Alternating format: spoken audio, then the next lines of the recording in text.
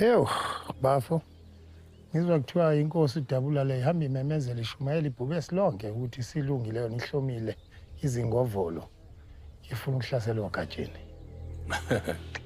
Hayi swa. Ayikho lonto. Thina sinyakazi uDabula. Yena mifuna ukuvakasha akavakashi. Akunjalo impela. Hayi akavakashi. Batsha uDabula. Abantu bakaNdlovu bahlulekile ukubuhlonipha lobukhosi basemabovini. Kade baqala bezicaluzela la. Mina bangiboni nokuthi ngiyini.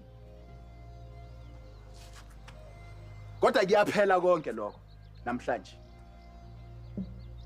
Ngoba ngahlangana namakhosi lapha savumelana ngento eyodwa sonke. Ukuthi abantu bakaNdlovu abasadingeki la eBhubesini. Fanele baphume baphele. Manje siyahamba siya lapha. Ngoba badingiswa abantu bakaNdlovu. Badingiswa kwathiwa baphume baphele la eBhubesini. Kodwa ngingakayiboni truck mina lapha. Angakaboni umuntu ethi ephuma lapha engene ephuma. Basidlalele lapha kumnandi. Manje thina ke siyahamba siyobasiza ukuthi baphume la eBhubesini. Siyobakhipha. Sezwana? Yebo Nkosi. Kodwa singembi lapha. Asiyi ukuyolwa. Asiqali umuntu thina. Masifika lapha siyabakhumbuza ukuthi savumelana ngani. Ngethemba lokuthi bazophuma bahambe. Kodwa uma bengakwenzi lokho, uma bona beke bayiphaka impi phezukwabo, ngithi nina niqotha imbokodo nesisekelo nishanela kwasani lapha.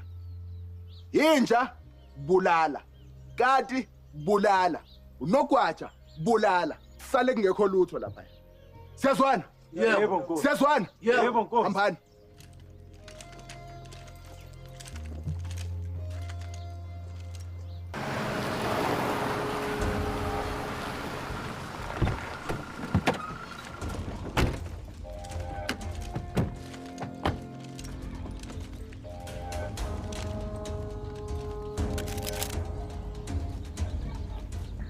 Yela kusikhothena kokuguluva kuvuka uvale lemidlwembe.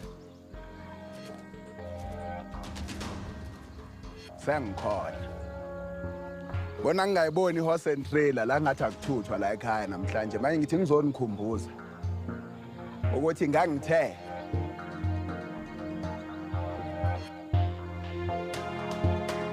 yazi nja